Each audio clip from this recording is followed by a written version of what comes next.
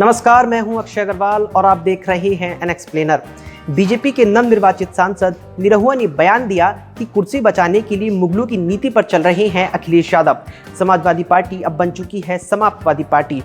उत्तर प्रदेश की आजमगढ़ लोकसभा सीट से भारतीय जनता पार्टी के नवनिर्वाचित सांसद और भोजपुरी कलाकार दिनेश लाल यादव निरहुआ ने समाजवादी पार्टी के मुखिया अखिलेश यादव की मुगल शासकों से तुलना की है। उन्होंने आरोप लगाया कि अपनी कुर्सी बचाने के लिए सपा प्रमुख मुगलों की नीति अपना रहे हैं।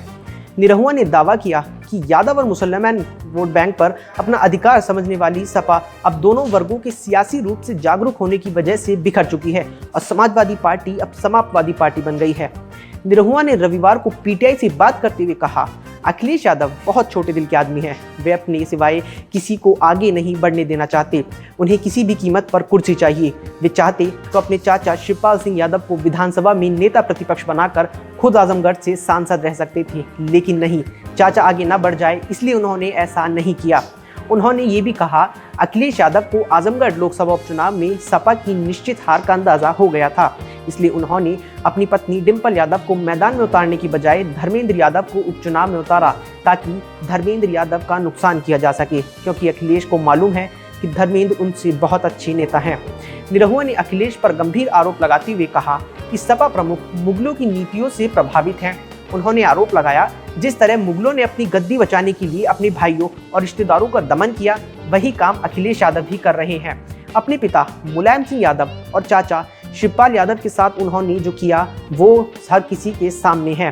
निरहुआ ने पिछली 26 जून को आजमगढ़ लोकसभा उपचुनाव की घोषित परिणामों में अपने निकटतम प्रतिद्वंदी रहे और समाजवादी पार्टी के उम्मीदवार धर्मेंद्र यादव को 8,500 से अधिक वोटों से हरा दिया था। आपको बता दें कि अखिलेश यादव यहां से सांसद हुआ करते थे और उनके विधानसभा के लिए चुने जाने के बाद यहां की लोकसभा सीट खाली हो गई थी। इस बात में निरहुआ ने आगे कहा कि सपा को अब ये गलतफहमी दूर कर लेनी चाहिए कि यादव और मुसलमान मतदाता उनके बंधु हैं।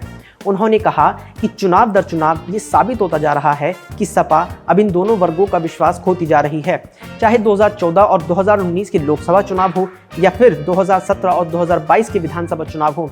निरहुआ ने दावा किया, यादव और मुसलमान मतदाता अब ये सोचकर वोट देने लगे हैं कि वास्तव में उनका भला कौन कर सकता है और कौन उन्हें अभी तक अपने स्वार्थ के लिए इस्तेमाल कर रहा था। सपा अभी तक यादव और मुसलमान मतदाताओं के समीकरण से ही चुनाव जीतती रही है। अब ये समीकरण टूट चुका है।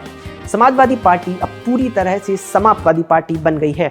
निरहुआ ने आगे कहा कि वे एक बेहतर सांसद हैं और वे एक बेहतर सांसद बनकर भी दिखाएंगे, क्योंकि उन्होंने गरीबी और लाचारी देखी है और वे जमीन से उठकर निकले हैं।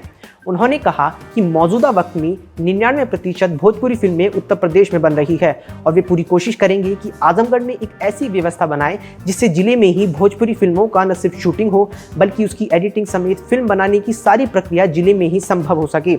भाजपा सांसद ने कहा कि इससे क्षेत्रीय कलाकारों को ज़्यादा से ज़्यादा अवसर मिलेंगे, साथ ही स्थानीय स्तर पर आर्थिक गतिविधियां बढ़ने से लोगों को रोजगार भी मिलेगा।